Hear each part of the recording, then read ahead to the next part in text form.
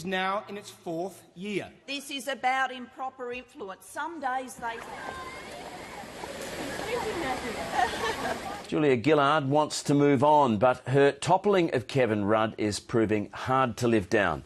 In a television program tonight, Julia Gillard fails to deny being aware of preparations for the coup 2 weeks before the anti-Rudd forces made their move. Well, I did not ask for a speech to be prepared. But were you aware that one was being prepared? Look, I've just given the best answer I can to your question.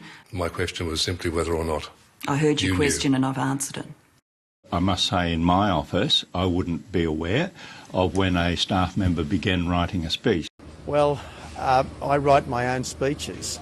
I've checked with my office and there have been people scribbling in their preparations in case I get asked to take the Prime Ministership in the future. I've told them, you know, you wish. If the Prime Minister has been left in the dark about these matters, how can the Australian people have any confidence that she should hold the office of Prime Minister? Crazy, maddening, sleep-deprived, stressful...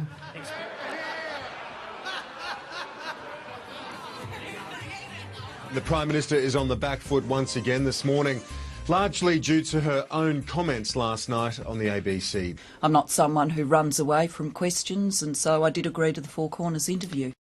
Some in caucus are privately scathing about her decision to talk to Four Corners. One person called it effing idiotic. She agreed to do that interview with Four Corners and it raised more questions. Look, this was a damned if you do, damned if you don't. I don't have a clear recollection of when the speech was first brought to my attention.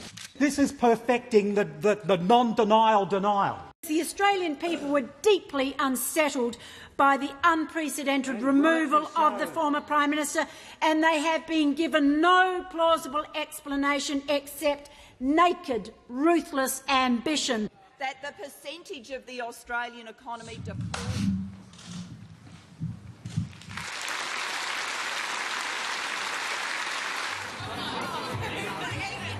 Julia Gillard has been accused of showing people secret polling damaging to Kevin Rudd before she moved to topple him from the Prime Ministership. I can't summon to mind details of polling that I may have seen at that time. Did she know about the polling? She was handing it around.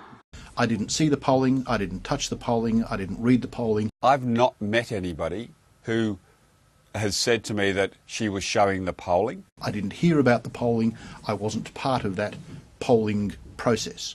And I refer the Foreign Minister to the statement by the Prime Minister that the Labor Party is the party of truth-telling. Does the Foreign Minister agree that the new leader should tell the full truth about his involvement in the coup? And I think these are questions to appropriately put to other people.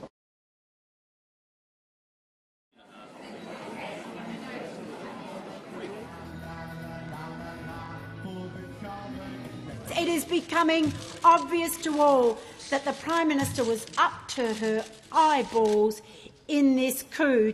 One minister told me this was the last straw and that a challenge is now inevitable.